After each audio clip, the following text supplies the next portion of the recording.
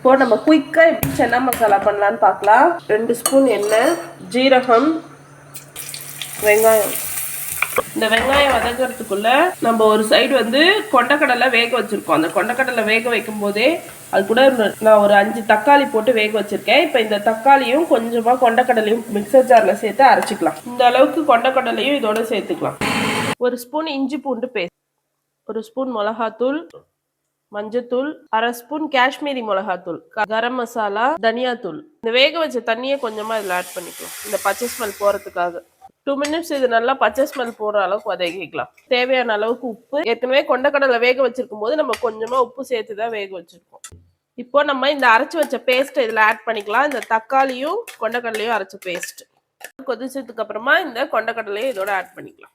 அந்த தண்ணியை மட்டும் வேஸ்ட் பண்ணிடாதீங்க, அதில் தான் எல்லா சத்தும். நீங்களும் உங்கள் வீட்டில் இதை ட்ரை பண்ணி பார்த்துட்டு எப்படி இருக்குன்னு கமெண்ட்டில் சொல்லுங்கள். வீடியோ பிடிச்சிருந்தா லைக் பண்ணிக்கோங்க, மறக்காமல் சப்ஸ்கிரைப் பண்ணிக்கோங்க. பாய், நெக்ஸ்ட் வீடியோவில் பார்க்கலாம்.